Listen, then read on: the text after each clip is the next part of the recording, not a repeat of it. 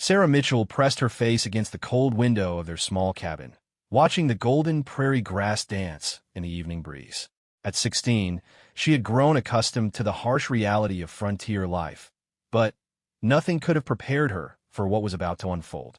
Her father, Thomas Mitchell, sat hunched over the kitchen table, counting and recounting the few coins they had left from selling their last cow.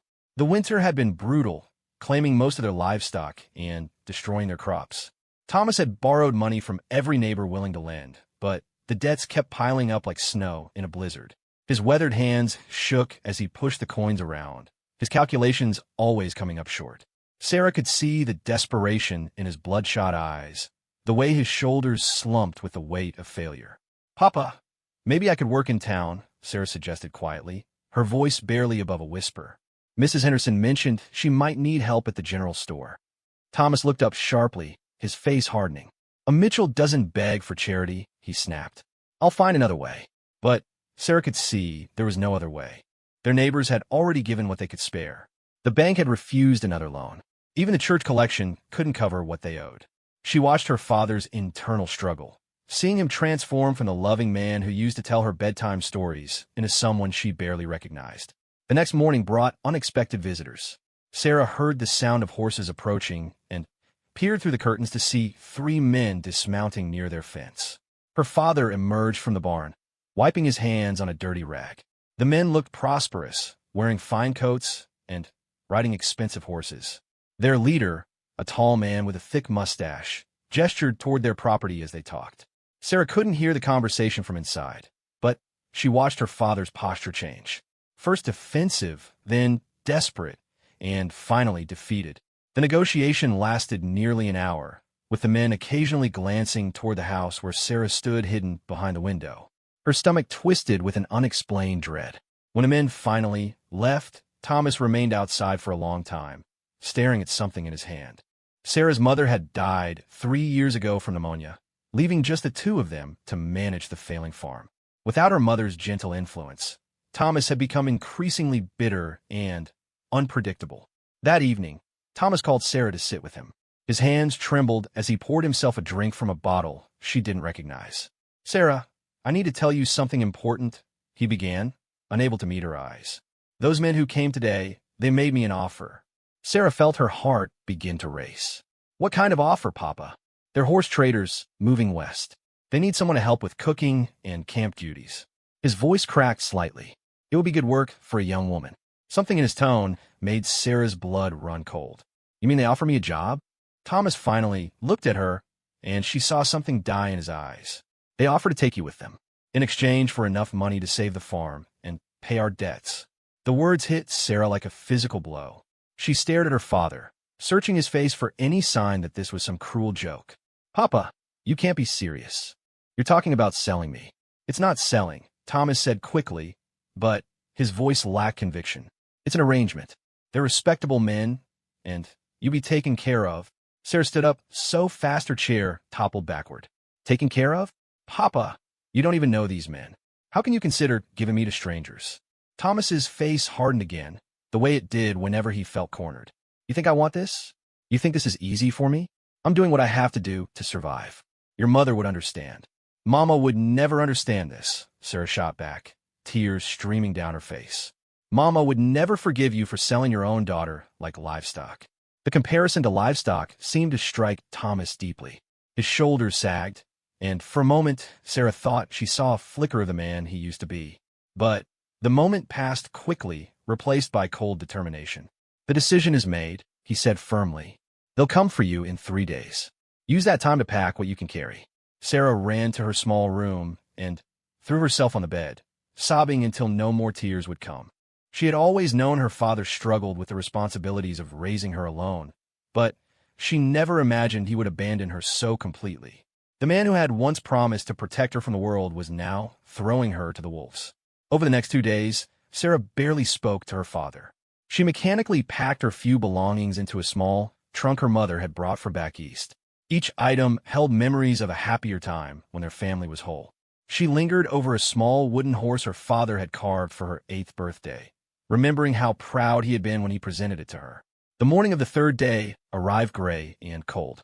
Sarah woke before dawn and sat by her window, watching the sunrise paint the sky in shades of orange and pink.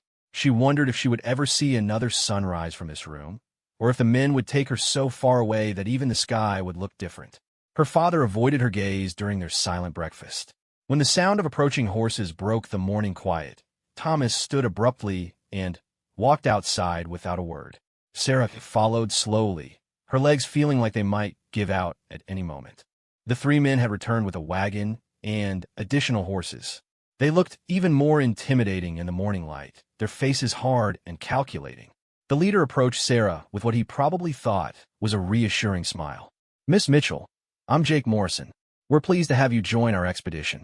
His voice was smooth, but his eyes remained cold. "You'll find life on the trail quite different from farm life, but we'll teach you what you need to know." Sarah looked desperately at her father, hoping to see some last-minute change of heart, some sign that he would call off this terrible transaction. Instead, Thomas handed Morrison a paper bag containing Sarah's belongings and held out his hand for payment. Morrison counted out bills into Thomas's palm while Sarah watched in horror.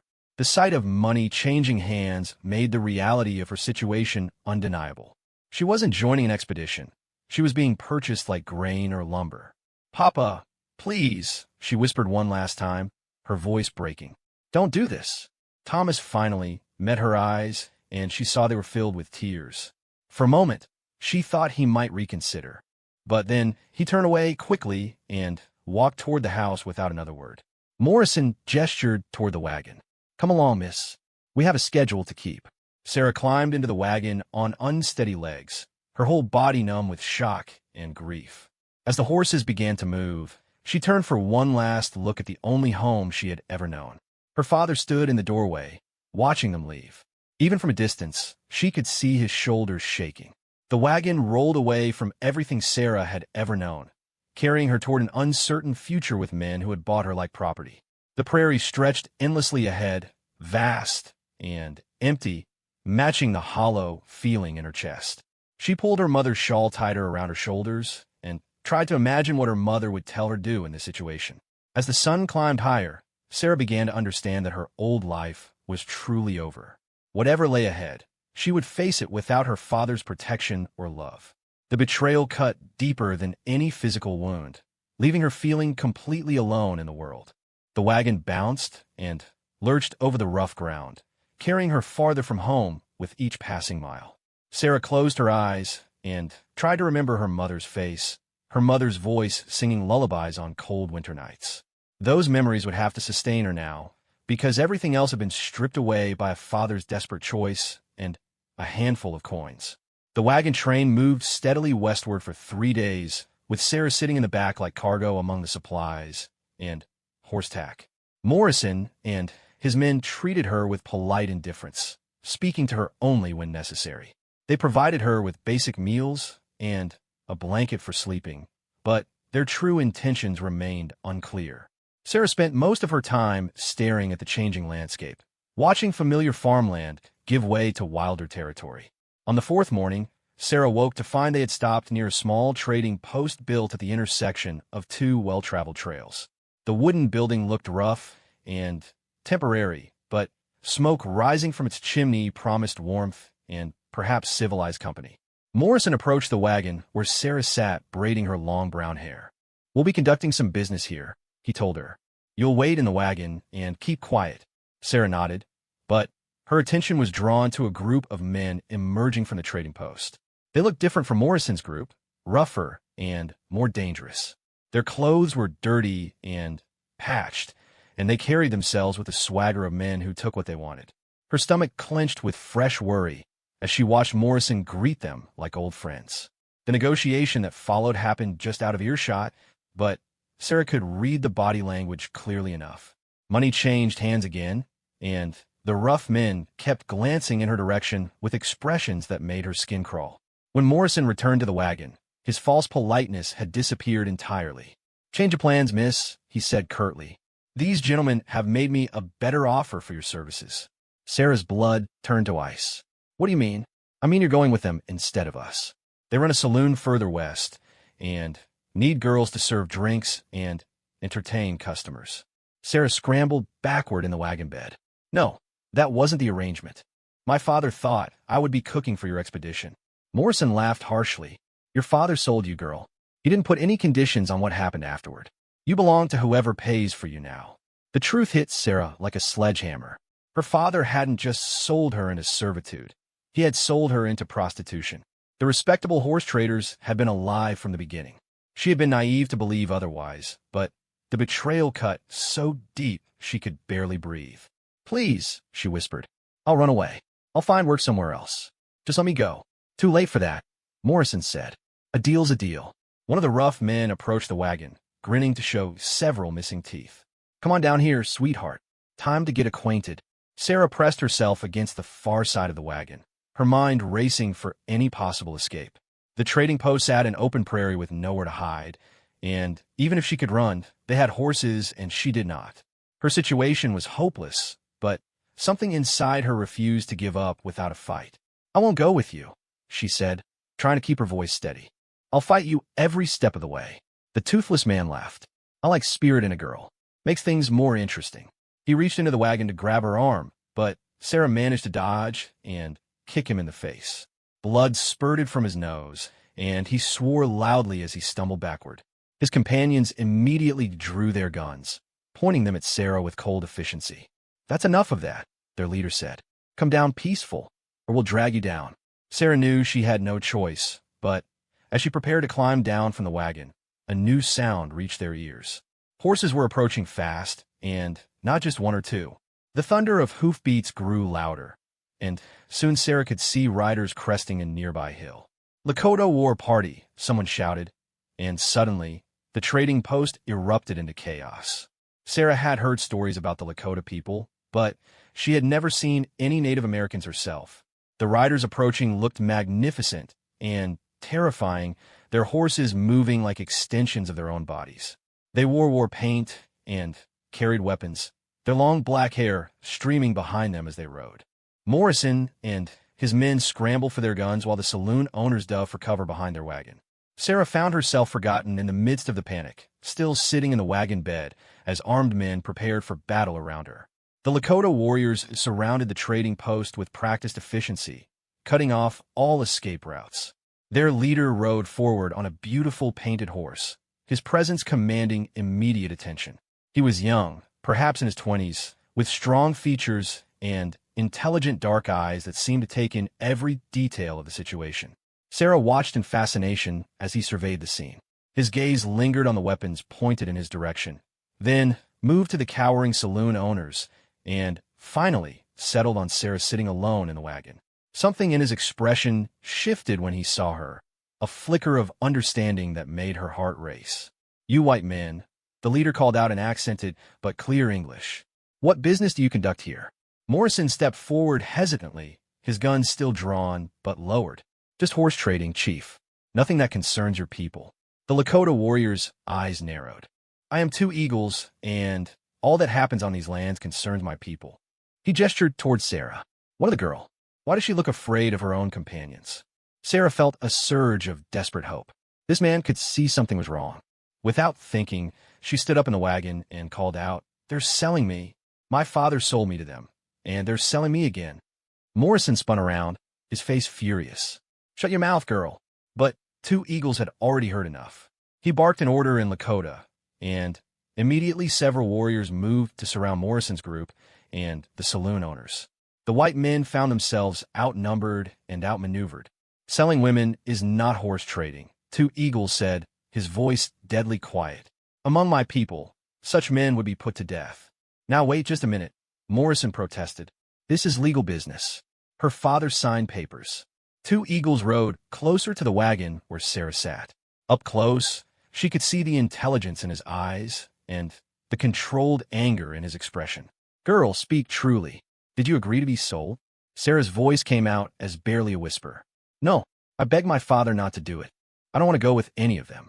Two Eagles studied her face for a long moment, as if measuring the truth of her words. What he saw there seemed to satisfy him.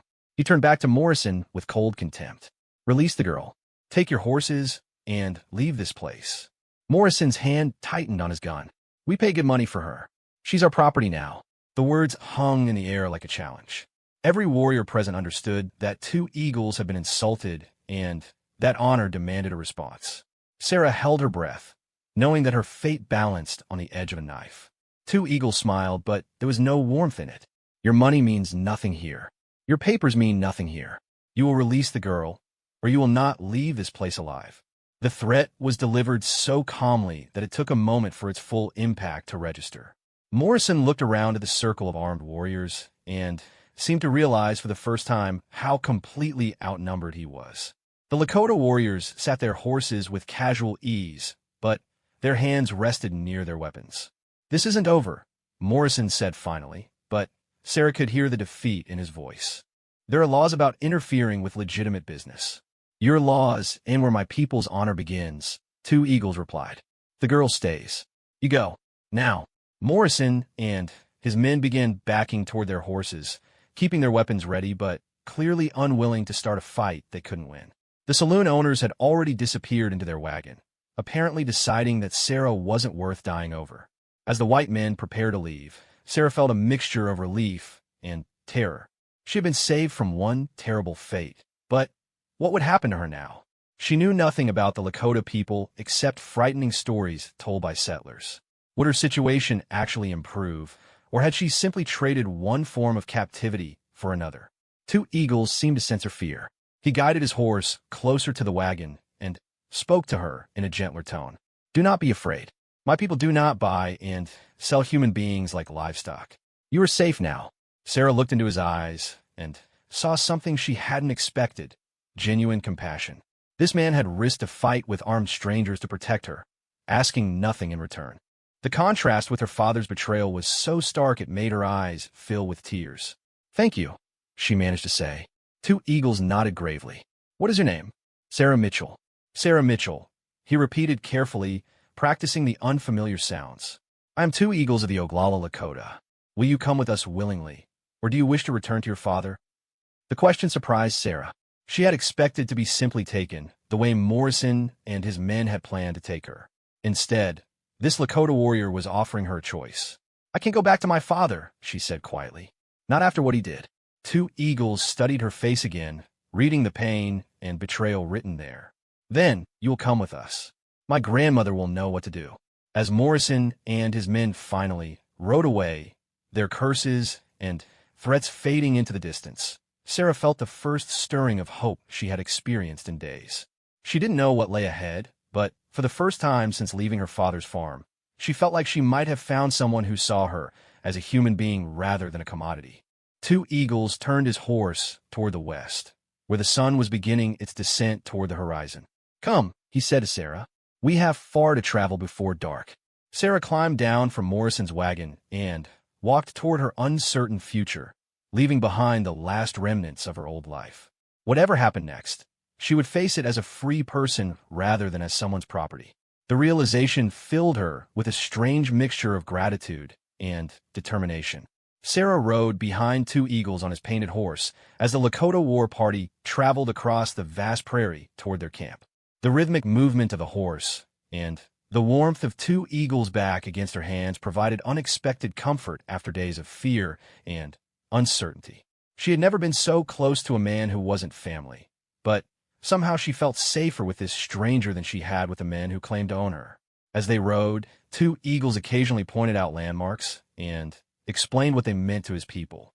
His voice was patient and calm, helping Sarah understand that she was entering a world completely different from anything she had known. The open prairie that had seemed empty and threatening from Morrison's wagon now revealed itself as a landscape rich with meaning and history. "See that rock formation there?" Two Eagles said, gesturing toward a cluster of red stones jutting from the grassland. "My grandfather's grandfather killed his first buffalo near those rocks. The story has been told around our fires for many generations." Sarah tried to imagine generations of people living and dying on this land, their stories woven into every hill and stream. Her own family had been on their small farm for less than 10 years, but these people belonged to this place in a way she was only beginning to understand. The Lakota camp appeared in the distance as the sun began to set, dozens of teepees arranged in a large circle near a bend in a clear running creek. Smoke from cooking fires drifted upward in the still evening air, and Sarah could see people moving between the teepees, going about their daily tasks. Children ran and played at the edge of the camp, their laughter carrying across the prairie. As the war party approached, people began gathering to welcome them home. Sarah felt her anxiety returning as she realized she would soon face an entire community of strangers. What would they think of a white girl being brought into their camp? Would they see her as an enemy, a burden, or something else entirely? Two eagles seemed to sense her nervousness. "My grandmother is called Wise Woman," he told her quietly. "She has lived many winters and seen many changes. She will know how to help you." The war party rode into the camp circle, with Sarah still seated behind two eagles. Curious faces turned toward them, and she could hear excited conversations in the Lakota language that she couldn't understand. Some of the looks directed at her seemed suspicious or hostile, but others appeared merely curious. Two eagles dismounted and helped Sarah down from the horse. Her legs felt shaky after the long ride, and she struggled to maintain her balance. The attention of so many strangers felt overwhelming, but two eagles stayed close beside her, his presence providing stability in the midst of chaos. An elderly woman emerged from one of the larger teepees, moving with the deliberate grace of someone accustomed to being listened to when she spoke. Her long gray hair was braided with colorful beads, and her dark eyes held the kind of wisdom that comes from experiencing both joy and sorrow. This had to be Wise Woman. She approached Sarah and two eagles, studying the white girl with intense curiosity. When she spoke, her voice was strong despite her age, and though Sarah couldn't understand the words, she could hear both authority and kindness in her tone. Two eagles responded in Lakota, gesturing toward Sarah as he explained what had happened at the trading post. Wise Woman's expression grew darker as the story progressed, and Sarah saw her jaw tighten with anger when two eagles described how Sarah had been sold by her own father. When two eagles finished speaking, Wise Woman stepped closer to Sarah and looked directly into her eyes. The examination was thorough, but not unkind, and Sarah tried to stand straight and meet the older woman's gaze with as much dignity as she could manage. Wise Woman spoke again in Lakota, and two eagles translated for Sarah. She says your eyes hold truth and also much pain. She asks if you wish to stay with our people or if you want us to take you to the white settlements. Sarah considered the question carefully. The idea of being taken to a distant settlement where she knew no one seemed almost as frightening as staying with people whose language and customs were completely foreign to her. At least here, she had already found kindness and protection. "I would like to stay," she said quietly, "if your people will have me." Two eagles translated her response, and Wise Woman nodded approvingly. She spoke again at length, her tone becoming more businesslike as she outlined what Sarah assumed were conditions or expectations. "My grandmother says you may stay, but you must learn our ways if you wish to belong here," two eagles explained. "You must work to contribute to the welfare of the people. You must show respect for our customs and our sacred places. And you must understand that being here will change you in ways you cannot yet imagine." Sarah felt a surge of relief mixed with determination. "I understand. I want to learn. I want to contribute." Wise Woman smiled for the first time since approaching them, and the expression transformed her weathered face completely. She gestured for Sarah to follow her, speaking again to two eagles before leading the way toward her teepee. "She will prepare a place for you to sleep," two eagles said. "Tomorrow you will begin learning what it means to be Lakota." As Sarah followed Wise Woman toward the large teepee, she felt eyes watching her from all directions. Some of the gazes were friendly, others neutral, and a few distinctly unfriendly. She understood that acceptance would not come automatically simply because two eagles and his grandmother had decided to help her. Inside Wise Woman's teepee, Sarah was amazed by the warmth and comfort of the space. Buffalo hides covered the floor, and beautiful beadwork decorated the walls. A small fire burned in the center, providing light and heat. The space felt more like a real home than her father's star cabin had ever managed. Wise Woman gestured for Sarah to sit near the fire, then busied herself preparing food and bedding. Though they couldn't communicate directly, the older woman's actions spoke clearly of hospitality and care. She presented Sarah with a bowl of stew that tasted unlike anything she had ever eaten, but was delicious nonetheless. As Sarah ate, She became aware of voices outside the teepee, engaged in what sounded like heated discussion. Though she couldn't understand the words, she could hear her presence being debated. Some voices sounded angry, others concerned, and a few seemed to be arguing in her defense. Wise Woman noticed Sarah's expression and spoke soothingly in Lakota, patting her hand in a universal gesture of comfort. Whatever was being discussed outside, the elderly woman clearly didn't want Sarah to worry about it. After the meal, Wise Woman showed Sarah to a pile of soft furs that would serve as her bed. The accommodations were more comfortable than anything she had experienced during her journey with Morrison, and certainly more welcoming than the prospects that had awaited her with the saloon owners. As Sarah lay down to sleep, she could still hear occasional conversations outside, some of which seemed to concern her. She wondered what tomorrow would bring and whether she would be able to adapt to this radically different way of life. Everything about Lakota culture seemed foreign to her, from the language to the customs to the very way people related to the land around them. But for the first time since her father had told her about his terrible decision, Sarah felt a glimmer of hope for her future. These people had shown her kindness and protection when they owed her nothing. Two eagles had risked conflict with armed men to defend her, and Wise Woman had welcomed her in her own home despite the obvious complications her presence would create. Sleep came slowly as Sarah's mind raced with questions and uncertainties. She thought about her father and wondered if he had any regrets about what he had done.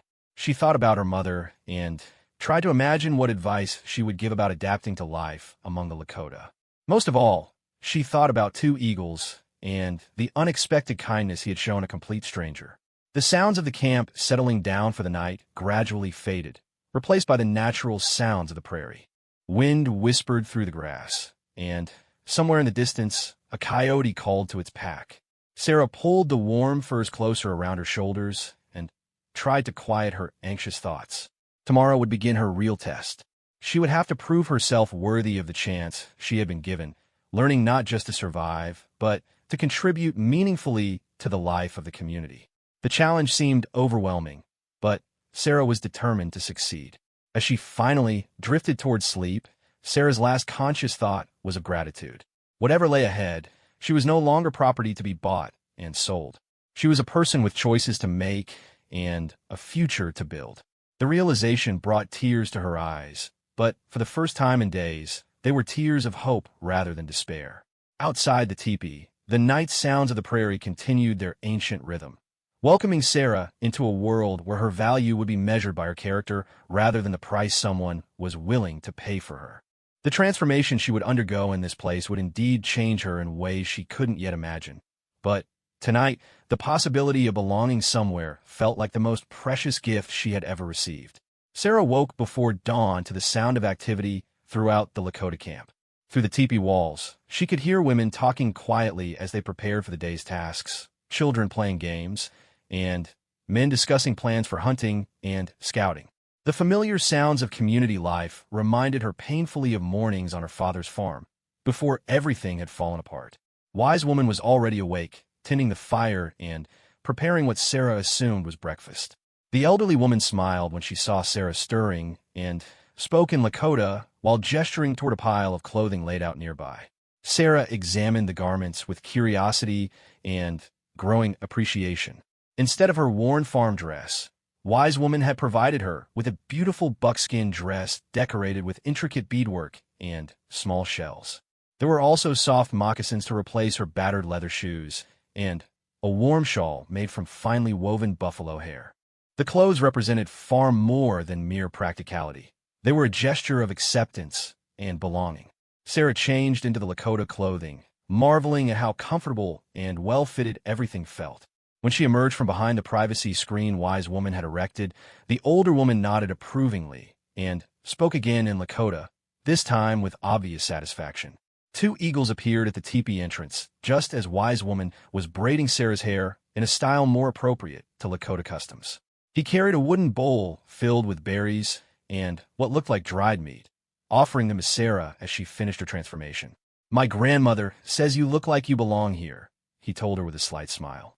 "But looking the part is only the beginning. Today you will meet the other women and begin learning our ways." Sarah felt her stomach tighten with nervousness. What if they don't accept me? What if I can't learn quickly enough? Two eagles considered her questions seriously. Some will accept you easily, others will take more time.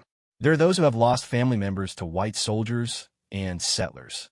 They will need to see your character before they can trust you. But if you work hard and show respect, most will come to see you as one of us.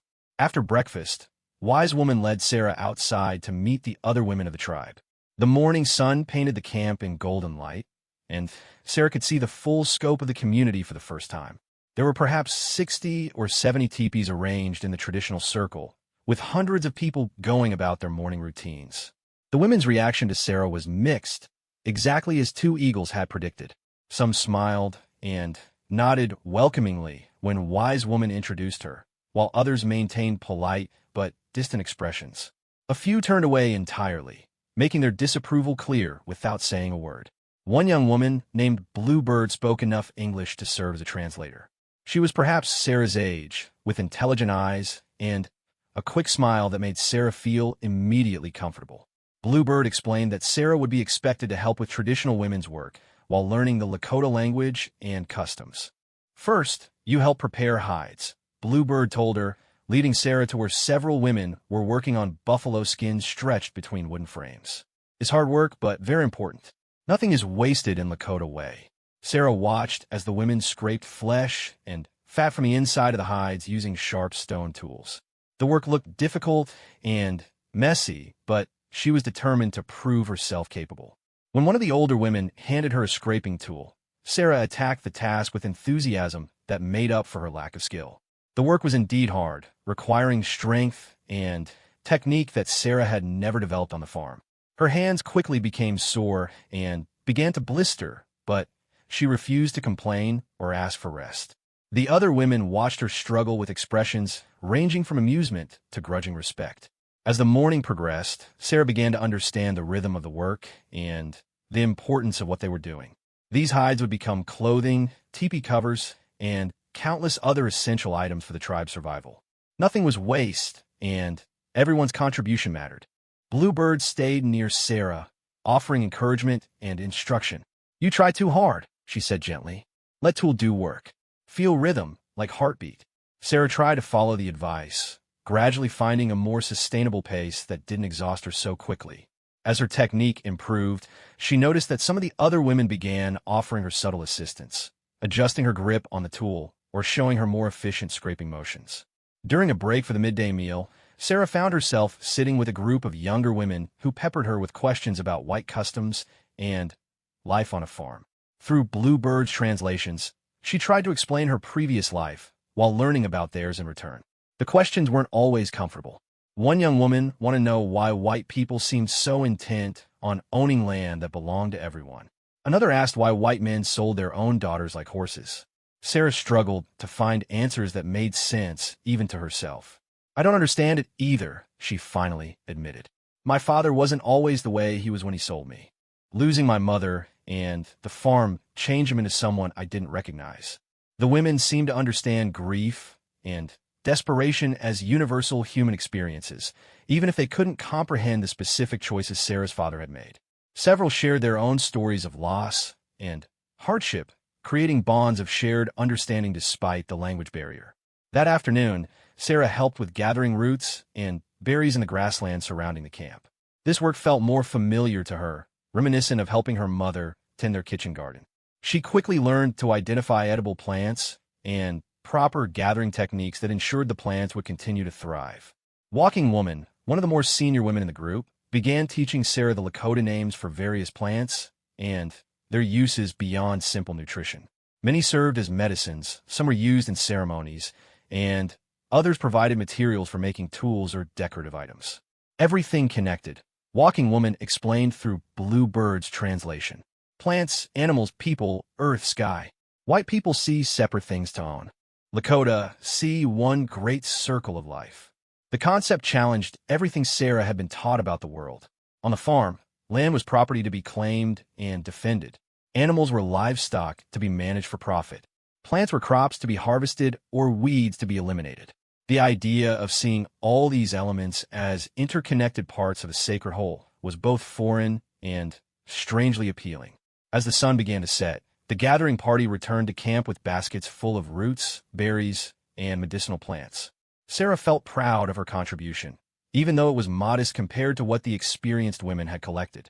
Her hands were stained purple from handling berries, and her arms scratched from pushing through thorny bushes, but she felt more useful than she had in weeks.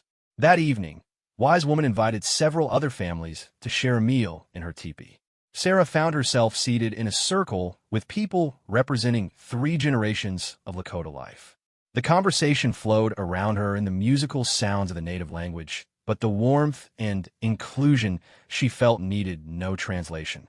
2 eagles sat across the circle from her, occasionally catching her eye and smiling encouragingly when he saw her struggling to follow the conversation.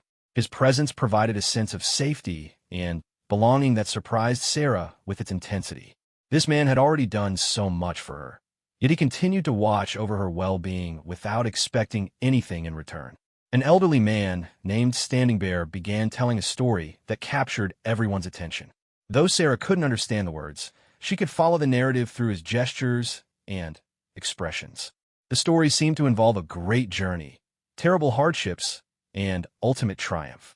When he finished, everyone sat in respectful silence before various people began commenting on the tale. He tells story of our people's migration to these hunting grounds, Bluebird explained to Sarah quietly.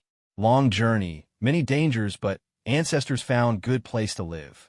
Story reminds us that all journeys have purpose, even when path is not clear. Sarah felt tears prick her eyes as she realized the story was being shared partly for her benefit. These people understood that she too was on a journey fraught with uncertainty and hardship. By including her in the telling of their most sacred stories, they were offering her a place in their ongoing narrative.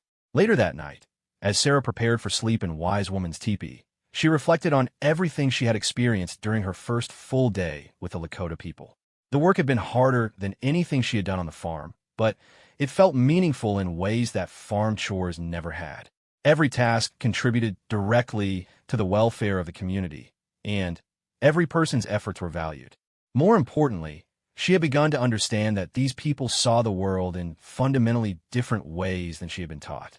Their relationship with the land, with each other, and with the sacred was based on principles of balance, respect, and interconnection that challenged her previous assumptions about how life should be lived. 2 eagles appeared at the teepee entrance to check on her, before retiring to his own dwelling. "How was your first day as a Lakota woman?" he asked with gentle humor. "Difficult, but good," Sarah replied honestly. "I have so much to learn. Learning never stops," 2 eagles said. "Even elders like my grandmother continue to discover new things about life and our place in it. What matters is that you approach learning with an open heart." As he prepared to leave, Sarah found the courage to ask a question that had been troubling her all day. "Why did you help me? You could have been killed fighting those men, and you didn't even know me." 2 eagles paused in the teepee entrance, considering his answer carefully. "Among our people, we believe that the Creator places people in our path for reasons we may not immediately understand. When I saw you in that wagon, I saw someone who needed help, but I also felt that helping you was important for reasons beyond your immediate situation." "What do you mean?" "I don't know yet," 2 eagles admitted, "but I trust that time will reveal the purpose. For now, it is enough that you are safe and learning to be one of us." After he left, Sarah lay awake thinking about his words. The idea that their meeting might have some larger purpose seemed impossible, yet she couldn't deny feeling a sense of destiny about the dramatic changes in her life. Perhaps her father's betrayal, terrible as it was, had been necessary to bring her to this place and these people. As sleep finally claimed her, Sarah felt a deep sense of gratitude for the opportunity to rebuild her life among people who valued character over wealth and community over individual gain. Tomorrow would bring new challenges and new lessons, but tonight she was safe, warm, and surrounded by people who were beginning to feel like family. 6 months had passed since 2 eagles rescued Sarah from her terrible fate at the trading post. The frightened girl who had arrived wearing a torn farm dress had transformed into a confident young woman who moved through the Lakota camp with purpose and belonging. Her hands, once soft from indoor work, were now strong and skilled from tanning hides, gathering medicinal plants, and crafting beautiful beadwork that rivaled the creations of women who had been doing such work their entire lives. Sarah's transformation went far deeper than mere skills and appearance. She had learned to see the world through Lakota eyes, understanding the deep connections between all living things and the sacred responsibility humans had to maintain balance and harmony. The angry, betrayed girl who had left her father's farm had evolved into someone who found peace in daily communion with the natural world. Her relationship with Two Eagles had also deepened over the months. What had begun as his compassionate rescue of a stranger in need had grown into something neither of them had expected. They spent increasing amounts of time together, with Two Eagles teaching her to ride horses in a Lakota style, while Sarah shared stories of her life before coming to the tribe. Their friendship had gradually blossomed into love, though both had been careful not to rush toward declarations or commitments. The cultural differences between them required patience and understanding that couldn't be forced. Sarah needed time to fully embrace her new identity, while Two Eagles needed to be certain that her feelings were genuine rather than mere gratitude for his protection. The test of their relationship came when news arrived that would force Sarah to confront her past in ways she had never anticipated. A trader who regularly visited the camp brought word that Thomas Mitchell was desperately searching for his daughter, claiming she had been kidnapped by hostile Indians. He was offering a substantial reward for any information about her whereabouts and had enlisted the help of cavalry troops in his search. Sarah felt her blood turn cold when Bluebird translated the trader's news. Her father was not only trying to find her, but was portraying her rescue as a kidnapping. The man who had sold her like livestock was now playing the role of a grieving father seeking justice for his stolen child. "What will happen if soldiers come here looking for me?" Sarah asked Two Eagles that evening as they walked along the creek that ran near the camp. Two Eagles was quiet for a long moment, clearly troubled by the implications of the news. "If cavalry troops come here demanding your return, it could lead to fighting. Many of our warriors remember broken treaties and murdered families. They will not willingly give you up, especially if they believe you are being returned to people who wish you harm." Sarah felt the weight of responsibility settling on her shoulders. Her presence in the camp, which had brought her such happiness and healing, could now endanger the very people who had saved her. The thought of being the cause of violence between the cavalry and the Lakota made her sick to her stomach. "Maybe I should leave," she said quietly. "I could go somewhere far away where neither my father nor the cavalry could find me. Then everyone would be safe." Two Eagles stopped walking and turned to face her. "Is that what you want? To leave us?" Sarah looked into his dark eyes and saw her own pain reflected there. The thought of leaving the only place where she had ever felt truly accepted was almost unbearable, but the alternative might be worse. "I don't want to leave," she admitted. "This is my home now. These are my people. You are." She struggled to find words for what he meant to her. "Then we will find another way," Two Eagles said firmly. "Running away from problems rarely solves them. Perhaps it is time for you to face your father and make him understand the consequences of what he did." The idea of confronting Thomas Mitchell filled Sarah with dread, but she knew Two Eagles was right. As long as her father continued his search and portrayed her as a kidnapping victim, the danger to the tribe would only increase. She needed to end his quest by making it clear that she had chosen her new life freely. 3 days later, the opportunity presented itself when scouts reported a small group of white men camped about 10 miles from the Lakota village. Among them was a man matching Thomas Mitchell's description, along with 2 cavalry soldiers and the trader who had brought news of the search. Wise woman, who had become like a grandmother to Sarah, listened gravely as Two Eagles reported what the scouts had seen. The elderly woman spoke at length in Lakota, her tone suggesting she was offering important advice about how to handle the delicate situation. "My grandmother says you should go to your father, but not alone," Two Eagles translated. "She believes you have grown strong enough to face him, but our warriors should be nearby in case the meeting goes badly. She also says this meeting will determine whether you truly belong with us or still have ties to the white world that you cannot break." Sarah understood the deeper meaning behind Wise Woman's words. This confrontation would be a final test of her commitment to her new life and identity. If she faltered or showed any desire to return to her father, it would cast doubt on everything she had claimed about wanting to belong with the Lakota people. The next morning, Sarah prepared for the meeting with her father by dressing in her finest Lakota clothing and adorning herself with jewelry given to her by women in the tribe. She wanted Thomas Mitchell to see immediately and unmistakably that she had become someone entirely different from the frightened farm girl he had sold. 2 eagles and 5 other warriors accompanied her toward the white men's camp, staying far enough back to avoid being seen, but close enough to intervene if necessary.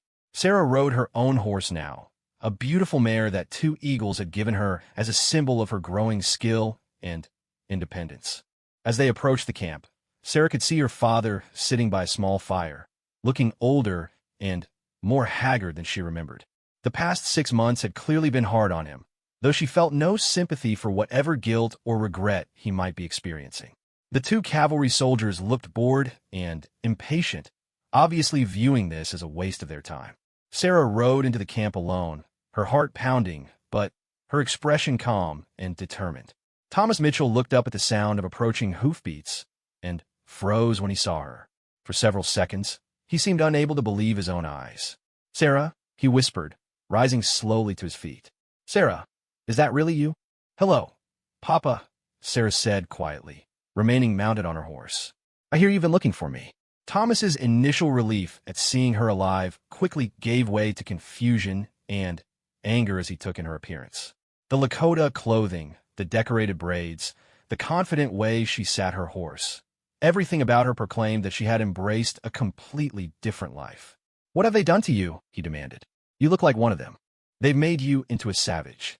Sarah felt anger flash through her, but she kept her voice level. "No one made me into anything, Papa. I chose this life after you sold me to men who planned to force me into prostitution." Thomas flinched as if she had struck him. "That's not what I intended. I thought they were respectable horse traders.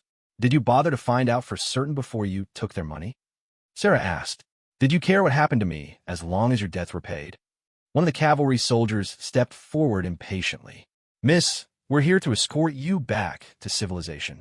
Gather your belongings, and we'll have you home before nightfall." Sarah turned her attention to the soldier with cold contempt. "I am home. I'm not going anywhere with you." "These people kidnapped you," the soldier insisted. "Your father has filed a legal complaint." "No one kidnapped me," Sarah replied firmly. "A Lakota warrior named 2 Eagles rescued me from men who had purchased me from my father. I chose to stay with his people because they treated me with more kindness and respect than I had ever known." Thomas stepped forward desperately. "Sarah, please. I know I made mistakes, but we can fix this. Come home with me, and we'll start over." Sarah studied her father's face, seeing the desperation and guilt written there. Part of her felt pity for him, but she could not forget the moment when he had counted money while she was loaded into a wagon like cargo. "There is no home to go back to, Papa. You made sure of that when you sold me. Even if I could forgive what you did, I wouldn't want to return to that life. I've learned what it means to be part of a community that values people for who they are rather than what they can provide." "But these people are savages," Thomas protested. "They're not Christians. They don't live like civilized people." Sarah's patience finally snapped. "Civilized people don't sell their daughters, Papa. Civilized people don't buy human beings like livestock. If you want to see savages, look at the men you sold me to. The Lakota people saved me from a fate worse than death and welcomed me into their family. They've shown me more civilization than I ever saw in your world." The force of her words seemed to physically stagger Thomas. He stood there looking lost and broken, finally understanding the magnitude of what he had done and the finality of what he had lost. "I'm sorry," he whispered. "I'm so sorry, Sarah. I never meant for any of this to happen." Sarah felt tears prick her eyes, but she refused to let them fall. "I know you're sorry, Papa, but sorry doesn't change anything. Sorry doesn't give me back the father who used to tell me bedtime stories and carve wooden horses for my birthday. That man died when you decided I was worth less than a few pieces of silver." The cavalry soldiers looked uncomfortable with the emotional confrontation, clearly unprepared for a situation where the supposed kidnapping victim refused to be rescued. One of them tried a different approach. "Miss, even if you want to stay here now, you should think about your future. What kind of life can you have living like a savage? What about marriage, children, respectability?" Sarah smiled for the first time since entering the camp. "I have all those things already, or the possibility of them. The man who saved me has asked me to be his wife, and I intend to accept. Our children will be raised to understand both worlds and to choose the better path. As for respectability, I'd rather be respected among people who value honesty and courage than among people who measure worth by money and social status. Thomas looked like he had been dealt a mortal blow. The realization that his daughter not only rejected his world, but intended to marry into the Lakota tribe seemed to break something fundamental inside him. "Please," he begged, "at least visit sometimes. Let me know you're alive and safe." Sarah considered the request carefully. "I will send word through traders when I can, so you know I'm well. But I will not visit your world again, and you are not welcome in mine. You made your choice when you sold me, and I've made mine by staying with people who see my worth." Without another word, Sarah turned her horse and rode away from the camp, leaving behind the last remnants of her old life. She could hear her father calling her name behind her, but she did not look back. That chapter of her story was finally, irrevocably closed. 2 eagles and the other warriors were waiting for her at the agreed meeting place. When Sarah reached them, she dismounted and fell into 2 eagles' arms, finally allowing the tears to fall. The confrontation with her father had been necessary, but painful, forcing her to relive the betrayal while defending choices that had brought her happiness. "It is finished," she told 2 eagles through her tears. "I told him I'm going to marry you, if you still want me." 2 eagles smiled and held her closer. "I have wanted nothing else since the day I first saw you. You are my heart, Sarah, who was lost and is now found." As they rode back toward the Lakota camp together, Sarah felt a profound sense of completion. She had faced her past and chosen her future. The frightened 16-year-old who had been sold like property was gone forever, replaced by a woman who knew her own worth and had found her place in the world. The campfire smoke rising in the distance guided them home to the life Sarah had chosen for herself, a life built on love, respect, and the understanding that true worth cannot be measured in coins or traded away for any price. She had been sold as a child, but she would live as a free woman among people who had taught her that some things are too precious to ever be bought or sold.